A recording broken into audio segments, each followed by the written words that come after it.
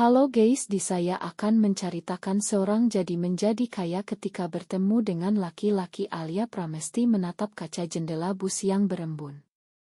Hujan baru saja berhenti, menyisakan aroma tanah basah yang samar.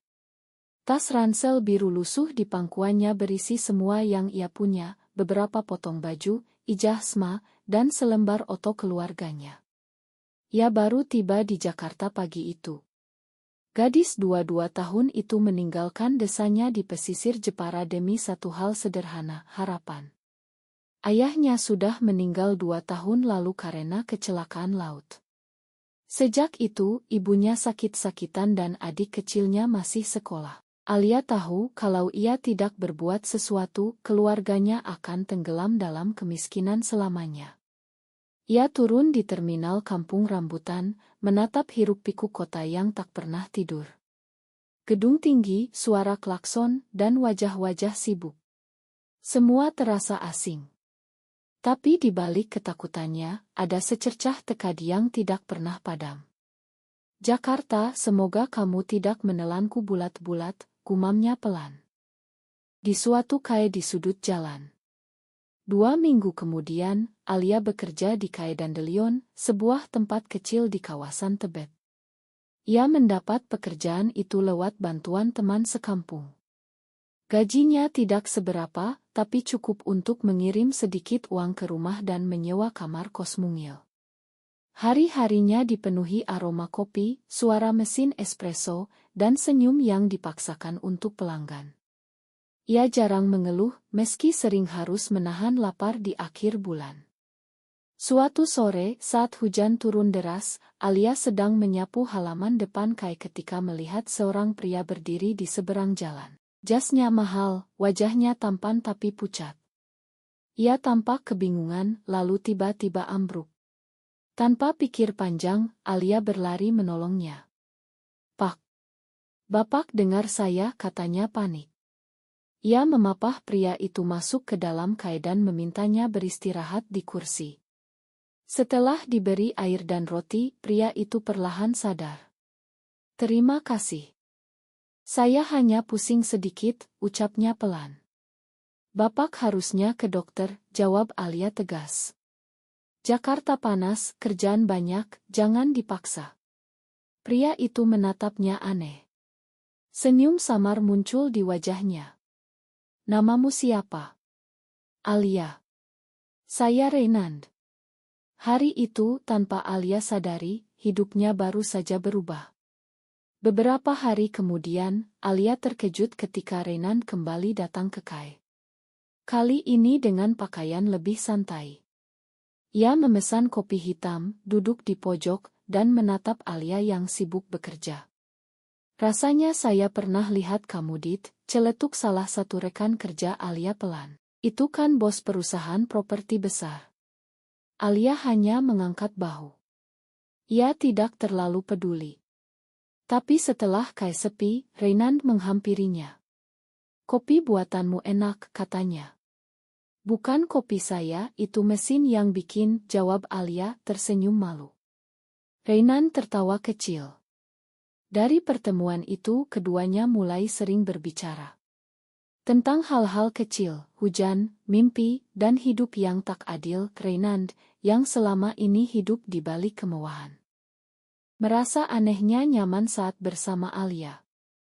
Ia terbiasa dikelilingi orang yang memujinya, tapi baru kali ini ada seseorang yang berbicara dengannya tanpa rasa takut. Sementara Alia sendiri tidak tahu mengapa hatinya bergetar setiap kali pria itu datang.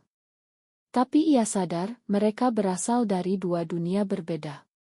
Dan dunia seperti mereka jarang bisa bersatu. Renand adalah pewaris Adiputra Group, perusahaan properti yang didirikan ayahnya. Sejak kecil, ia dibesarkan dalam tuntutan kesempurnaan. Ibunya meninggal saat ia remaja, dan ayahnya lebih sibuk dengan bisnis daripada keluarga. Kesepian membuat Renand menjadi pribadi dingin. Tapi setelah bertemu Alia, dinding itu perlahan retak. Ia mulai tersenyum lebih sering, bahkan datang diam-diam ke Kai hanya untuk melihatnya bekerja. "Kenapa kamu kerja sekeras itu?" tanya Renand suatu malam. Alia mengangkat bahu. Karena kalau saya berhenti, tidak ada yang akan kirim uang ke rumah. Orang tuamu, ibu, dan adik saya. Reynan terdiam. Ia ingin berkata bahwa ia bisa membantu, tapi tatapan Alia membuatnya menahan diri. Kalau semua orang kaya seperti kamu, mungkin dunia ini adil ya, ucap Alia setengah bercanda. Tapi dunia tidak adil, jawab Reynan lirih. Karena itu aku iri pada kamu. Kamu bisa tetap tersenyum. Alia hanya menatapnya. Dalam diam itu keduanya saling mengerti sesuatu yang tidak perlu dijelaskan. Hujan di malam minggu. Hubungan mereka semakin dekat. Alia mulai merasa nyaman, tapi juga takut. Ia sering mendengar teman-temannya bergosip, mana mungkin orang seperti Reynan serius sama barista. Malam itu mereka bertemu di taman kota setelah Alia selesai kerja. Hujan rintik turun, tapi Reynan tetap datang. Ia membawa payung besar dan 2 gelas kopi hangat. Kalau aku bilang aku suka kamu, kamu percaya? Tanyanya tiba-tiba. Alia tertegun. Ia ingin tertawa, tapi tatapan Reynan begitu tulus. Kamu gak bercanda, kan? Tidak. Alia menunduk. Air mata dan hujan bercampur di pipinya. Kenapa aku? Banyak perempuan cantik di dunia kamu. Karena kamu nyata, Alia. Kamu gak peduli siapa aku. Malam itu mereka berjalan berdua di bawah hujan, tanpa tahu badai yang lebih besar sedang menunggu di depan. Penolakan terjadi. Kabar hubungan mereka akhirnya sampai ke telinga keluarga Reynan. Ayahnya, Tuan Adrian Adiputra, murka besar. Anak pengusaha besar mau menikah dengan pelayan kaya.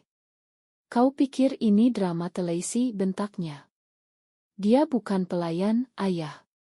Dia perempuan yang baik, jawab Reynan tegas.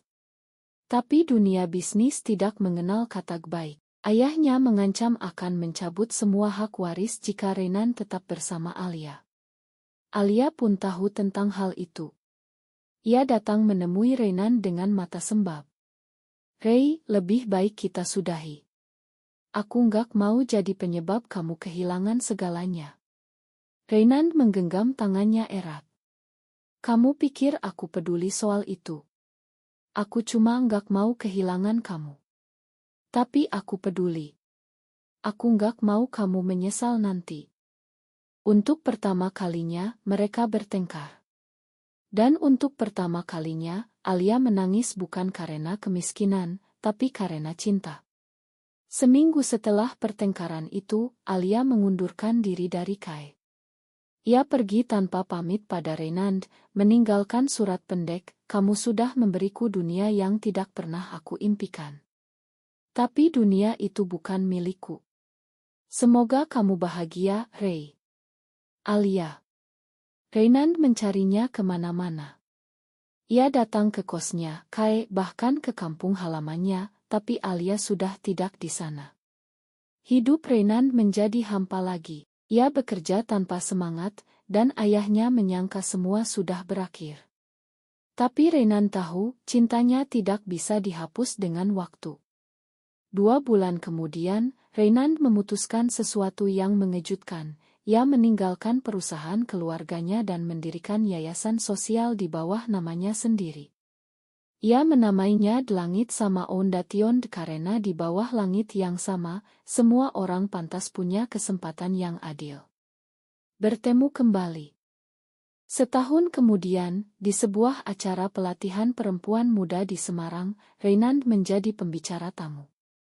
Saat ia berjalan ke panggung, matanya tertumbuk pada sosok yang tak asing. Alia berdiri di barisan peserta, mengenakan kemeja sederhana. Ia terlihat lebih dewasa, tapi senyum itu tetap sama. Reynan nyaris tak percaya. Setelah acara selesai, ia menghampirinya. Alia. Gadis itu tertegun. Reynan. Keduanya hanya saling menatap beberapa detik, lalu tertawa kecil. Jadi ini yayasan kamu, tanya Alia. Iya.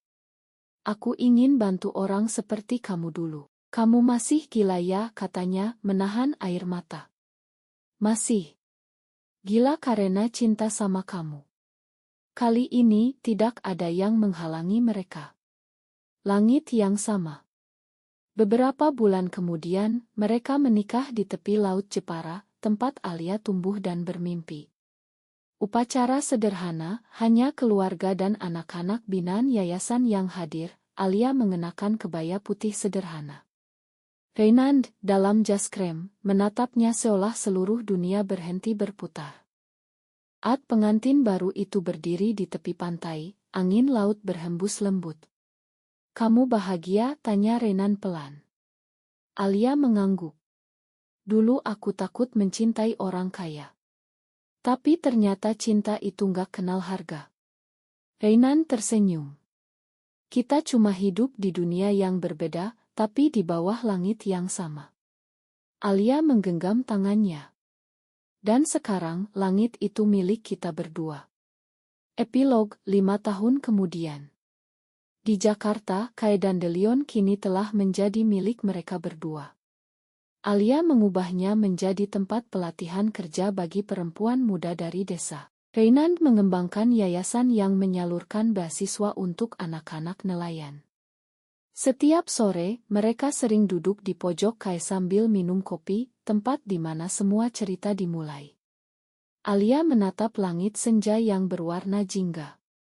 "Dulu aku datang ke Jakarta cuma mau cari uang," katanya. Reinand tersenyum.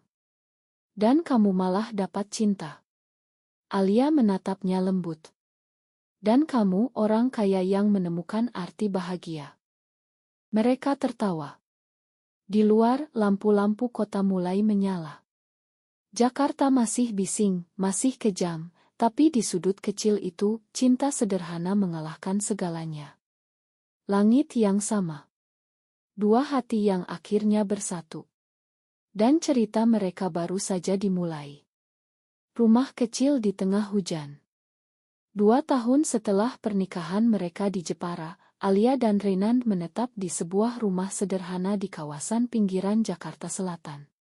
Bukan villa mewah, bukan apartemen elit, hanya rumah mungil dengan taman kecil dan pohon ketapang di depannya. Alia ingin anak-anak mereka nanti tumbuh di tempat yang punya halaman, bisa merasakan tanah, dan mencium aroma hujan. "Rumah ini sederhana sekali untuk ukuranmu," kata salah satu rekan bisnis Reinand saat berkunjung. Reinand hanya tersenyum. "Tapi di sini, saya bisa bernapas." Kehidupan rumah tangga mereka berjalan hangat. Alia masih aktif di yayasan, Reinand tetap menjalankan beberapa proyek sosial sambil sesekali menangani bisnis keluarga. Tapi mereka sepakat. Uang tidak boleh lagi jadi pusat hidup mereka. Yang paling berharga bagi mereka sekarang adalah waktu untuk makan malam bersama, bercanda, atau sekadar duduk di teras sambil minum teh dan melihat hujan. Kabar dari dalam diri. Suatu pagi di bulan Mei, Alia merasa tubuhnya lemas dan mual. Awalnya ia mengira karena kelelahan, tapi setelah 2 hari, ia membeli apak di apotek. Ia duduk di kamar mandi, menatap 2 garis merah muda yang muncul perlahan. Tangannya gemetar. 2 garis itu berarti satu hal, ia hamil. Alia menutup mulutnya, air mata jatuh tanpa bisa ditahan. Ia menunggu Reinand pulang dari kantor yayasan. Begitu pria itu membuka pintu, Alia langsung memeluknya erat. "Reid," suaranya bergetar, "kita akan punya anak." Reinand terdiam beberapa detik, seolah otaknya berhenti bekerja. Lalu ia memeluk istrinya kuat-kuat, tertawa dan menangis bersamaan. "Serius, Alia?" "Iya. Aku sudah periksa 2 kali." Ya Tuhan, ia berlutut mencium perut istrinya yang masih datar. "Terima kasih. Terima kasih." Hari itu, rumah kecil mereka dipenuhi tawa dan doa. Perjuangan 9 bulan. Kehamilan Alia bukan hal yang mudah. Ia sering pusing, mual parah, dan sempat harus dirawat karena tekanan darah rendah. Tapi Renan selalu setia mendampinginya. Kalau kamu terus begini, yayasan bisa berhenti sejenak, kata Renan suatu malam, membetulkan bantal istrinya. Jangan, jawab Alia tersenyum lemah. Yayasan itu rumah kedua kita. Aku mau anak kita nanti tahu bahwa ia lahir dari cinta yang juga bermanfaat untuk orang lain. Setiap pagi, Renan menyiapkan sarapan. Ia bahkan belajar memasak bubur ayam dari YouTube, meski hasilnya kadang gosong. Kamu gak cocok jadi canda Alia sambil tertawa kecil. Yang penting niatnya cinta, balas Renan pura-pura bangga. Bulan demi bulan berlalu. Perut Alia membesar, dan setiap malam sebelum tidur, Renan selalu menempelkan telinganya ke sana. Halo, nak, bisiknya. Ini papa. Tolong jaga mama ya di dalam. Tangisan pertama. Tanggal 2 Februari 2025, pukul 2 dini hari. Hujan turun deras di luar rumah. Alia terbangun dengan rasa mulas hebat. Reid, suaranya parau. Sepertinya waktunya. Renan panik tapi berusaha tenang. Ia segera membawa Alia ke rumah sakit. Di sepanjang perjalanan, tangannya menggenggam tangan istrinya erat, tidak peduli hujan membasahi baju mereka. 3 jam kemudian, tangisan bayi pecah di ruang bersalin. It's a girl, kata dokter dengan senyum hangat. Alia menatap bayi mungil di pelukannya, kulitnya halus, matanya masih tertutup rapat. Air mata mengalir di pipinya. Cantiknya seperti kamu, ucap Renan, suaranya bergetar. Mereka menamai bayi itu Aruna Renandita Adiputra, yang berarti cahaya matahari yang membawa cinta. Ketika Alia memeluk putrinya untuk pertama kali, ia merasa seluruh perjuangan hidupnya terbayar lunas. Tidak ada lagi perbedaan antara miskin dan kaya. Yang ada hanyalah keluarga. Tahun-tahun awal. Aruna tumbuh menjadi anak ceria. Rambutnya hitam legam seperti ibunya, matanya tajam seperti ayahnya.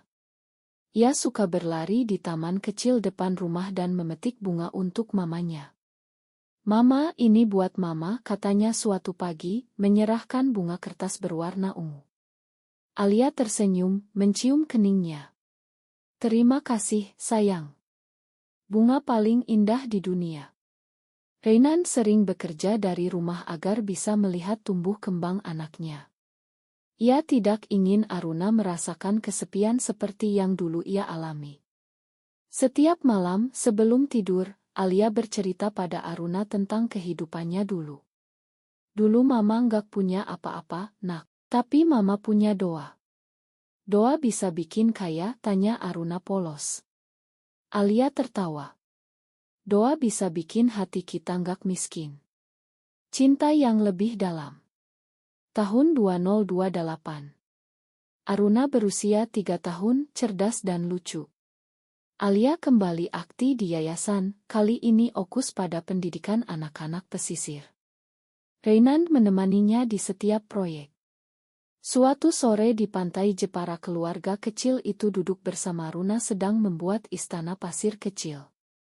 Mama, papa, lihat, serunya riang. Alia bersandar di bahu Renan, menatap laut yang dulu menjadi saksi perjuangan hidupnya. Lucu ya, katanya pelan. Dulu aku pulang ke sini sendirian, cuma bawa mimpi. Sekarang aku pulang dengan keluarga. Renan menatapnya dengan cinta. Kamu yang ajarin aku arti bahagia. Aku cuma bantu membingkainya. Alia menatap wajah suaminya, lalu menatap anak mereka yang tertawa di tepi pantai. Kalau dulu langit jadi saksi pertemuan kita, katanya, mungkin sekarang langit yang sama sedang tersenyum. Surat untuk masa depan. Suatu malam, Alia menulis surat untuk Aruna, surat yang akan dibacakan saat putrinya dewasa nanti. Tulisannya rapi, penuh kasih, untuk Aruna tercinta, kamu lahir dari 2 dunia yang berbeda, tapi tumbuh di dunia yang kami ciptakan bersama, dunia yang penuh cinta dan kejujuran.